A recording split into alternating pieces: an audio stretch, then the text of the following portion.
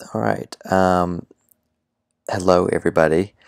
Welcome back to another AP Environmental Science chapter or unit review video with me, Boone. So basically, this chapter is on water, and so its next chapter is also on water. The unit is called water, but really this should say water resources, and then the next chapter is chapter 19, and that's water pollution. And I don't know if you saw the last video, but first of all, it had me. I was down here. And then second of all, it was like an hour long. And I'm pretty sure nobody watched that. So I'm going to split it up into two sections. The first one is going to be, no, let's make that blue because, water. Bam. Okay. First one's going to be chapter 14, and this is water resources. So I've included some chapter overview questions. These are just the essential questions from the book. If you want to pause these and just kind of look over them, there's another slide as well. This slide. Okay, so let's jump into it. Water around the world, it's a resource. It's required for life. We require water. Animals require water. And when you don't have it, people get upset, and that's where conflict begins. Water conflicts in the Middle East. Many countries in the Middle East have the world's highest population growth rates, but also face some serious water shortages. The Middle East is in a desert. I mean, this is a desert right here. It is surrounded by water, not potable water, because it's, got salt in it. But, they're all fighting over water. Some people who live here don't have access to tap water. They can't go to their sink and turn on the water and have clean, drinkable, pure water come out. So, there's conflicts over that. Most of the water in the dry region comes from the Nile, Jordan, and Tigris rivers. Because they run through multiple areas, countries are having disagreements over who has rights over the water. So could one country upstream dam up the river, make a big reservoir for themselves, but then all the countries downstream don't have water? There's not really an agreement for this yet. There's no agreements for use of the 158 of the world's 263 water basins that are shared by 2 or more countries. So there's a lot of kind of gray area there with 158 of those water basins. So again, importance of water. Water keeps us alive. It moderates climates, sculpts the land, removes and dilutes waste and pollutants, and it is always moving continuously through the hydrologic cycle. So there's not a hydrologic cycle. So there's not a ton of stagnant water all over the place. But only about 0.02% of the Earth's water supply is available for use to us as liquid fresh water. So water's importance. This is a little chart. I've got a bigger version on the next slide, but it's basically comparing the percent of the world's water resources in an area to the percent of the world's population in the area. So, you see that the water resources don't really match up with how much of the population of the world lives there. You see in Asia, I mean, it's close to double the amount of people versus the percent of the water that it has of the world. You see North and Central America are pretty water rich. South America and the Caribbean, water rich. Oceania, wherever that is, water rich. But Europe, Africa, Asia, not in the same boat. Water's importance. Some some precipitation does infiltrate the ground and can be stored as groundwater in soil and rock. I've got a little infographic on the next slide that'll show you that. But the water that does not sink into the ground or evaporate into the air and turn into clouds and stuff becomes surface runoff and goes into bodies of water. My mouse is not working. There it goes. And the land from which the surface water drains into a body of water is called the watershed. So you have a river and all of the area around that where the water drains into that. And this is based off of elevation. So if you have a mountain range, if you imagine a peak of a mountain, right? You got the peak of a mountain. So this is the peak of a mountain. The valley and all the edges of the mountain that are on this side of the water, will drain into that. Here's a little picture that can kind of show you what the type of aquifers are and how runoff works. So you've got runoff from a mountain or whatever, a hill. It rains, all the water runs down into a lake. And then there's two types of aquifers. So you've got an unconfined aquifer, and this is an aquifer it has a permeable water table. So basically it's in line with the ground and it's not really under pressure. So you've got to pump this water out of the ground, which is different from a confined aquifer, which is bounded above and below by less permeable beds of rock. This is grass and dirt and whatever, and some rocks, but water can go through that. Water's under pressure over here. This is called the confined recharge area, and water can come into that from here. But because there is water up top and is flowing to a lower area, you ever see a spring or just kind of water flowing out of the ground on its own? It's coming from a confined aquifer, not an unconfined aquifer, because unconfined needs to be pumped by a stream well requiring a pump. Water's importance, availability and renewal.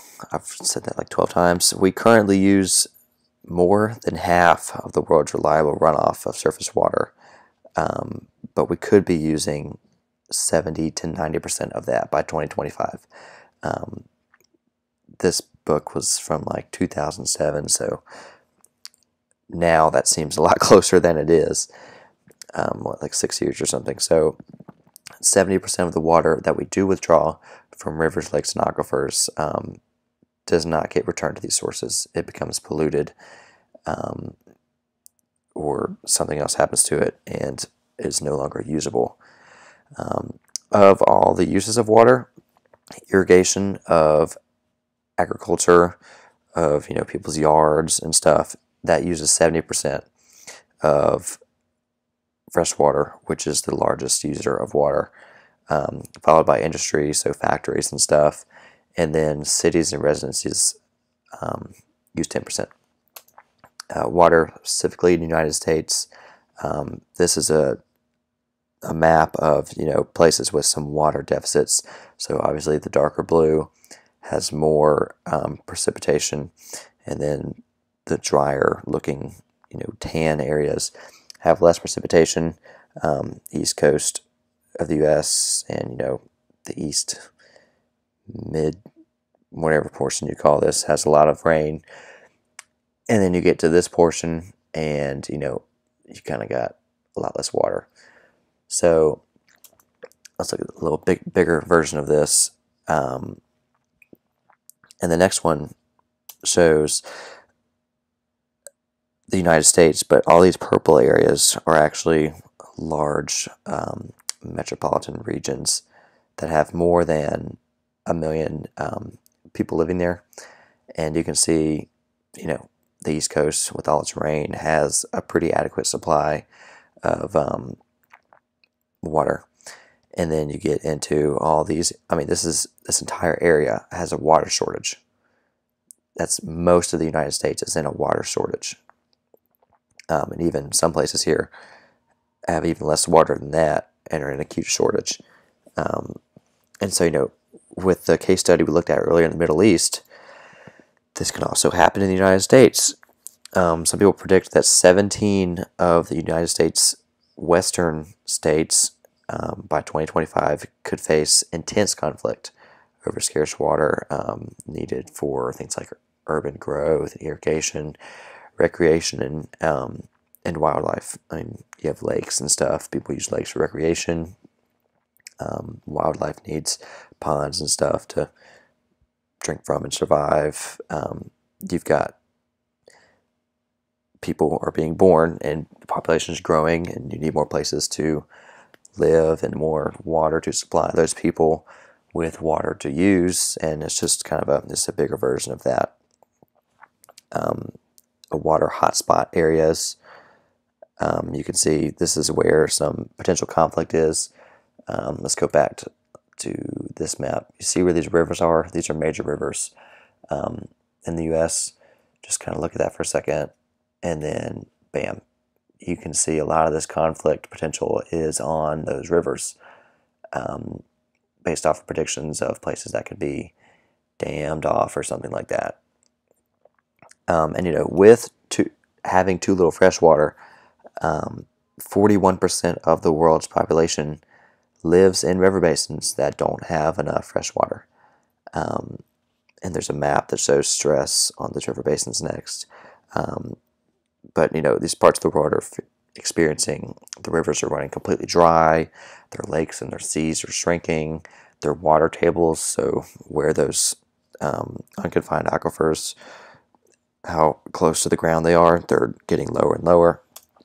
And that's in these areas. This is a comparison of the amount of water available in areas to the amount that is actually used. Here's a slightly bigger version. So you can see in Northern African and Middle Eastern and West Asian areas, there's a serious amount of stress on water. Even in the Western U.S., which we can see that from those maps we saw earlier. The stress on the amount of people who require water versus how much is actually available is only getting higher in many of these places. So who should own and manage these freshwater sources? There's a lot of controversy over whether these water supplies should be privately owned or managed by the government. There's actually some European water companies who have tried to come into the U.S. and take control over the municipal water supplies, because the tap water that comes out of all of our sinks and showers and bathtubs and hoses and toilets and stuff is municipal, so it's run by a local government organization type thing. But this European company tried to come into the U.S. and privatize 70% of that. It didn't work out, but there's still attempts to keep doing that. Too little fresh water. The cities are outbidding the farmers for water supplies, so farmers actually sometimes can buy up their own areas that they know they can get water from to use specifically for their farms and stuff, to pump it out themselves instead of having to pay for municipal water to supply, because agriculture uses 70% of all the water, so obviously they would want to get it themselves. Countries are importing grain from other places because grain is it requires a lot of water relative to other crops. So by importing it from places that are more water rich, they can save on their water use. And grains and stuff, more of these crops are being used to produce biofuels, and crops require water, and as you use food, food is being consumed more because there's more people just living literally, it's food consumption is going up, but then consumption of food for extraneous sources or solutions like biofuels and such are also increasing the food demand. But you know, the options are pretty simple. You can either get more water from aquifers and rivers. You can desalinate ocean water, which is expensive, and that'll come in a bit. Or you could just, you know, waste less water. Withdrawing groundwater. Most aquifers are actually renewable resources, believe it or not, but a lot of times they're actually overpumped, and they're removed faster than they can be replenished by the natural water cycle. Or, you know, that water that goes into it is contaminated, which contaminates the whole source, and it can no longer be used. Groundwater depletion is a growing problem. It's stemming from, you know, mostly irrigation. Farmers are buying land and pumping their water directly to be used for their stuff. At least 1/4 of the farms in India are being irrigated from overpumped aquifers, so, you know, it's not going to last long. Here's some trade-offs, advantages and disadvantages of withdrawing groundwater. You can pause this. I'm not going to go over it. You know, groundwater depletion, overdrafting from the groundwater sources. This is a map. Ogallala,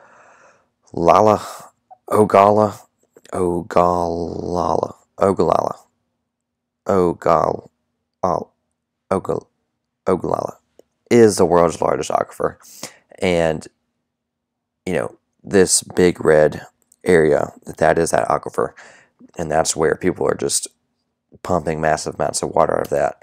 Here's a bigger version of this map. You can see close to the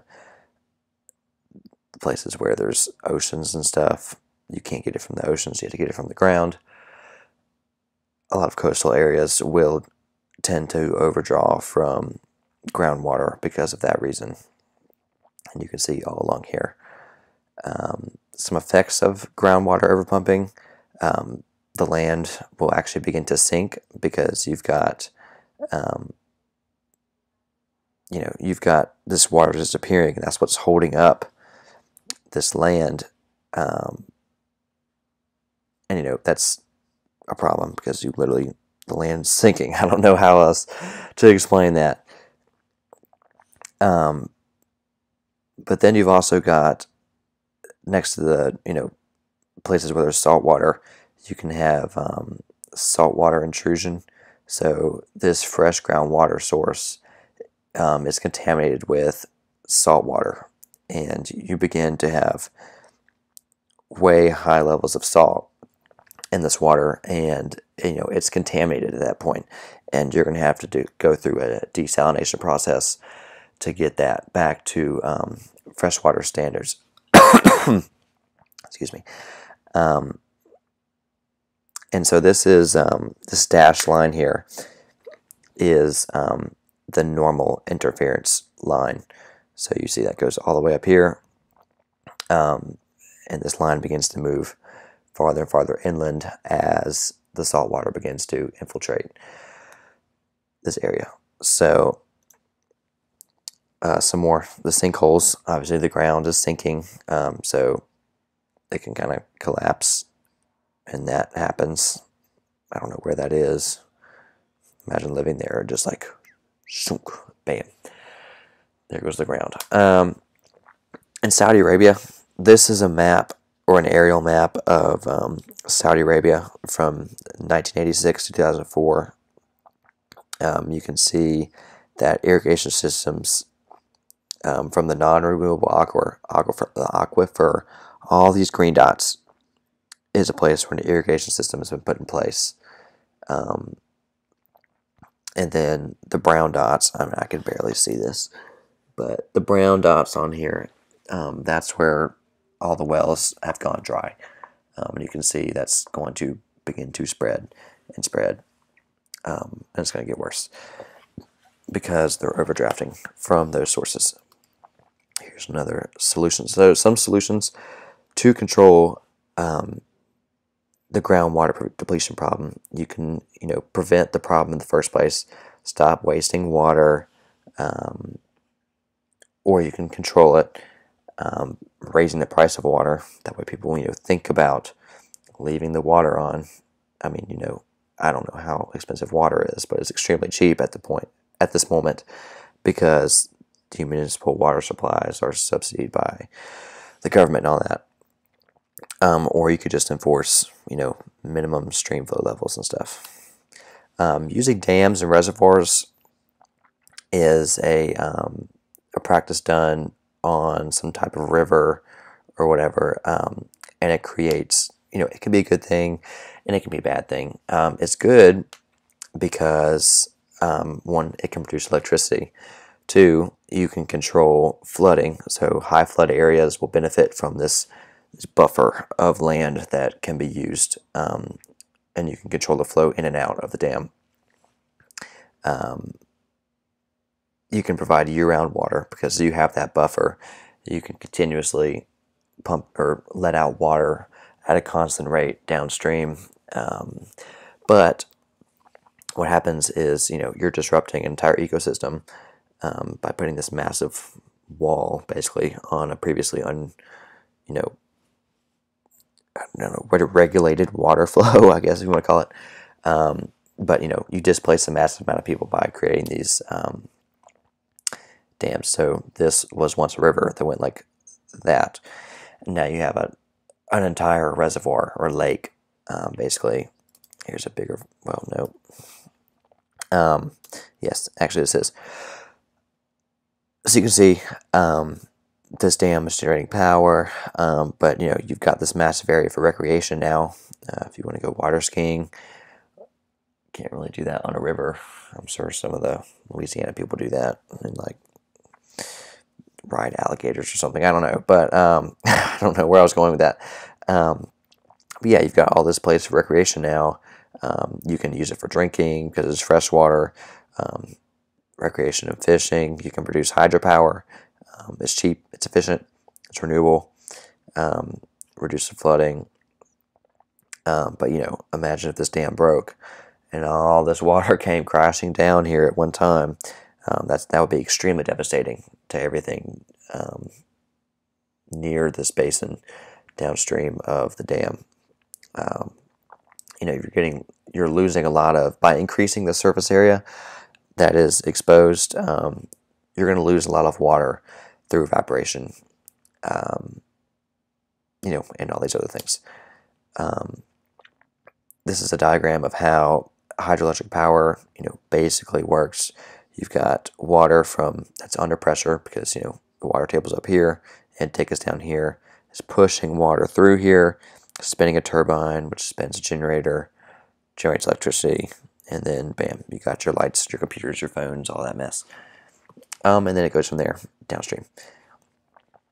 So the Colorado River basin is definitely one of these overtapped resources that we see. There's so many dams on this river that most of the water doesn't even reach the ocean. There's so many cities and large reservoirs that are pulling water from this river and not really managing it properly. You're disrupting this like big time. It's actually got 14 major dams, reservoirs, and canals. The water is mostly used in the desert area of the U.S., so it does distribute water out to those areas that don't really have much water. Plus, it provides electricity for about 30 million people. That's a tenth of the U.S. population. That's pretty significant. Lake Powell, which is tapped from the Colorado River Basin, is the second largest reservoir in the U.S., and it has a hydroelectric plant. So this is the river basin here. You can see by these colored areas, the upper basin and the lower basin. And this is the actual river. And all these little green things are dams. So it's dammed up here, dammed.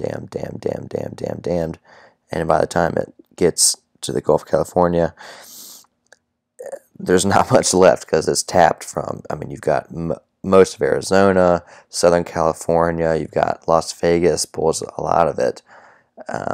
It's a city built in the desert. I mean, you had to have water. Most of Utah, most of Colorado pulls from this. Actually, Colorado has a pretty good supply of, they can get on that big old aquifer that I was talking about earlier. Another one, the China Three Gorges Dam, I think is how you say that. There is a debate over whether the advantages of this dam outweigh its disadvantages, because, you know, it is a massive dam. It's 2 kilometers long. Hey Siri, how many miles is 2 kilometers? Okay, so 1.24 miles long. That's a lot. That's a very large bridge. You know, its electrical output alone is, I think, one of its biggest advantages. It's equivalent to that of 18 large coal burning or nuclear power plants. That's just incredible. It will facilitate ship travel, which can reduce transportation costs. So now you've got this big reservoir that can transfer stuff from place to place, but it's going to displace 1.2 million people. All these people that live next to this river, I mean, all their houses, all the stuff they ever had is now underwater. And, you know, it is built over a seismic fault, which already has, you know, small cracks. And imagine if this massive dam broke and all this water came crashing down. That'd be devastating. You know, some dams actually do get removed, you know, for ecological reasons or because they've outlived, you know, their usefulness. In '98, the Army Corps of Engineers, which, you know, they manage a lot of the reservoirs, if they're not privately owned, they said that they're no longer going to build large dams and diversion projects in the U.S. And the Federal Energy Regulatory Commission has approved the removal of nearly 500 of the previously built dams and diversion projects. You know, you can reestablish ecosystems, but you can also release toxins that were built up in those reservoirs into the environment. Transferring water from one place to another, you know, you can make unproductive areas pretty productive. You know, Saudi Arabia is a desert, and you know, they turned it into there's some massive cities there. You got Dubai, one of the wealthiest cities in the world, is built in the desert, and it's got a golf course, and this water is coming from somewhere. Promotes investment, jobs, and strong economy. But, you know, whether those water sources are going to be used sustainably is not usually the case. The California experience. So you've got a transfer of water from Northern California, which has got a lot of water. They got Lake Tahoe, and that all goes down to water poor Southern California. And some of the distribution of this is pretty controversial. Some people, I mean, you can see this is the Sacramento River. There's aqueducts, dams, reservoirs, aqueducts. There's major cities. You got the Hoover Dam. You got all this massive water redirection going off here to provide water to these cities. In the Aral Sea, probably in the Aryan Desert, it used to be the world's 4th largest freshwater lake, as you can see here. Over time, it has become this, and it is no longer the 4th largest freshwater lake. It's probably up there, but it's still, look at the difference here. It's insane.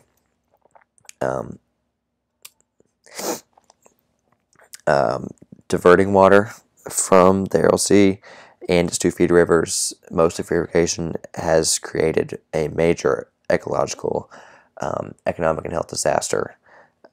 85% of the wetlands have been eliminated, and 50% of the local bird and mammal species have disappeared because they all thrived off of this water source.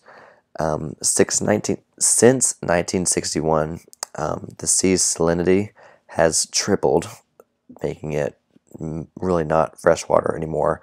The water has dropped by 22 meters and is most likely going to cause 20 of the 24 native fish species to that sea to go extinct. So 4 left. So you think, okay, well, you got the oceans right next to all these places. Why don't you just draw water and, take the salt away from these areas? Well, that's expensive. And, you've got, by pulling all this salt out, what in the world are you going to do with all the salt you've got? I mean, if you start dumping it into the ocean, that's going to be problematic. You're going to have localized, super salinated water.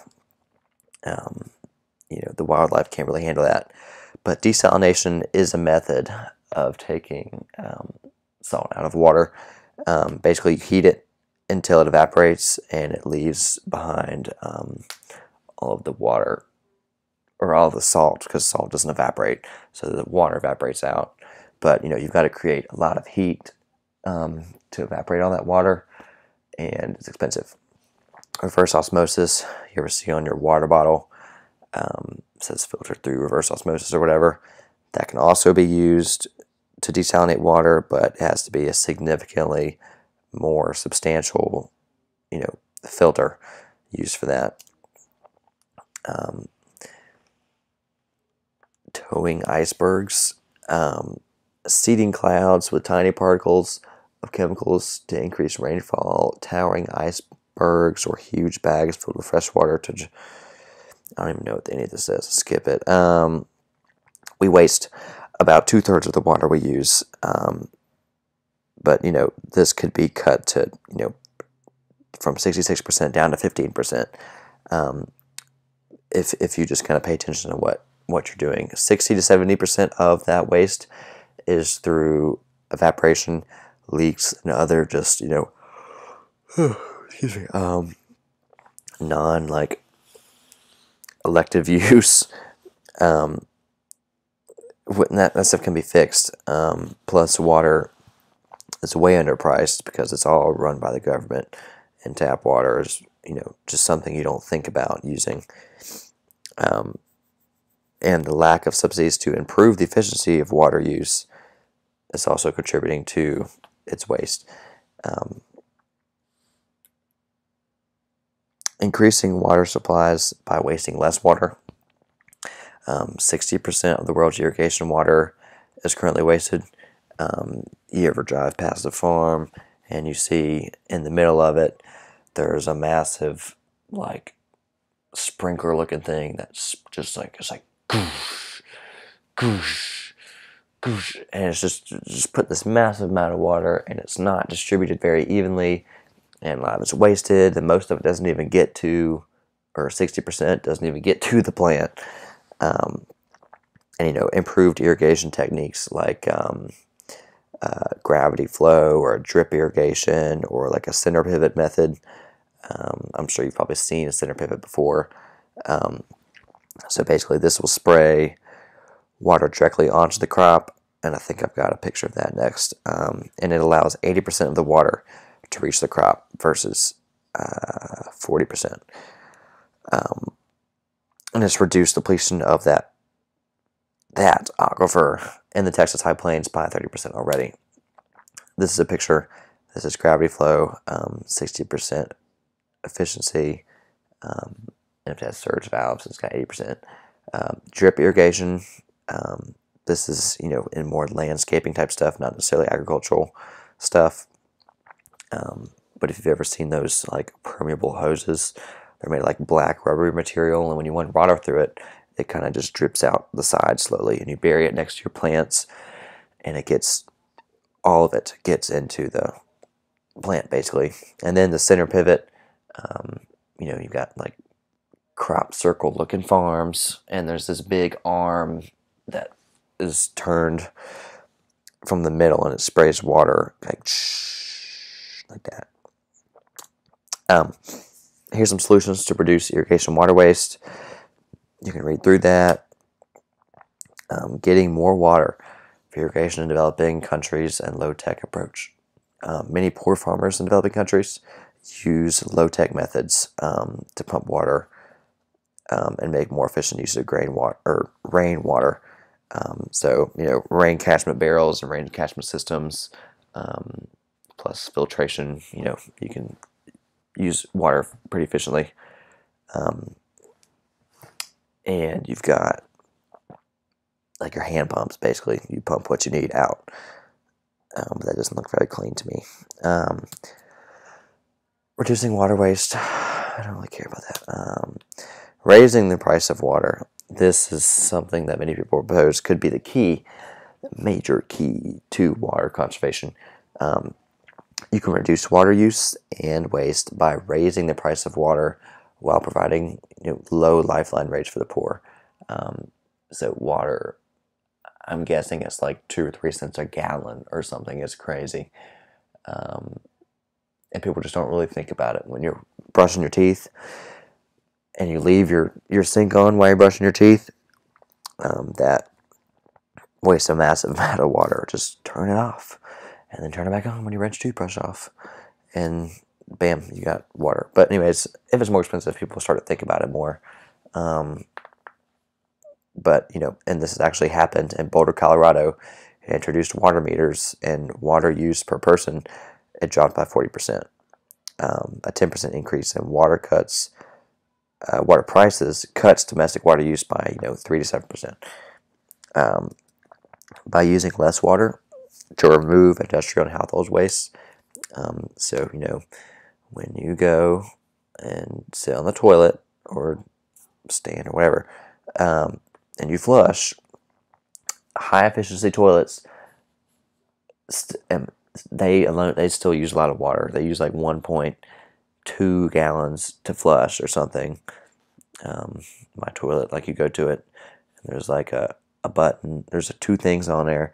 You press one, and we call it the pee-pee button, and it uses like half a gallon of water.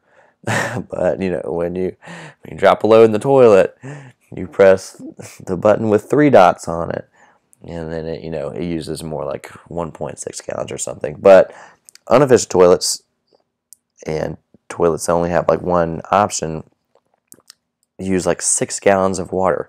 That's insane. So every time you flush, 6 gallons of water, bam. 6 gallons of water, bam. You got Taco Bell, a few more 6 gallons of Taco Bell, or water, whatever. Anyways, but you can actually mimic the way that nature deals with waste instead of using all this pure, high-quality water to wash away and dilute or waste. The nutrients in wastewater can be taken out before treatment and used as fertilizer. Cow manure is already used as fertilizer in many areas. It's organic, it's natural, it's not very fast acting, but it's actually in the last video we did on food. But waterless and odorless composting toilets can actually convert human fecal matter into a small amount of soil material. So you can put your crap in your garden and fertilize it. Too much water. Some places have a lot of water. There can be flooding. You know how that works. This is a place with too much water. This to this. Look at all that water. Not a lot of water. Lot of water. Not a lot of water. A lot of water. You see that? That's St. Louis, Missouri, after severe flooding in 1993. I don't really care about this. Oxygen released by vegetation.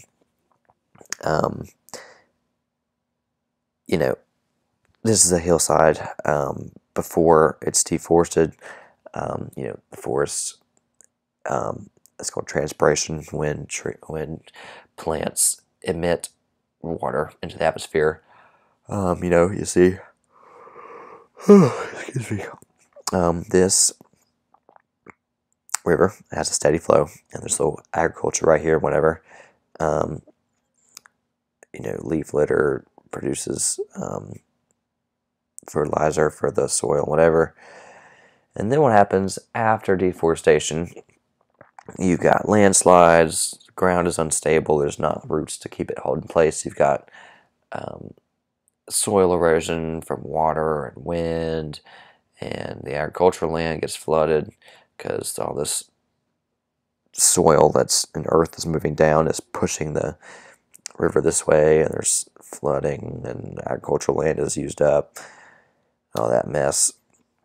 Reducing flood damage, preserve your forests, preserve your wetlands and your floodplains, tax development on floodplains maybe, and use floodplains primarily for recharging aquifers, sustainable agriculture and forestry, or you could just control the floods that happen anyways. You could deepen streams. It's called channelization. You could build levees or flood walls, or you could just build a dam and just boom, block it all off. Getting close to the end here. Here's some solutions. What can you do to do your part to reduce your water waste? Here's some things you can do. I don't really care to read over them because I'm like 40 something minutes into this. So look at these. Do what you want with it. If you don't care, screw you, whatever. This is the end. The next one, I'll put a little link somewhere right here where you can click on and go to chapter 19, which is going to be water pollution.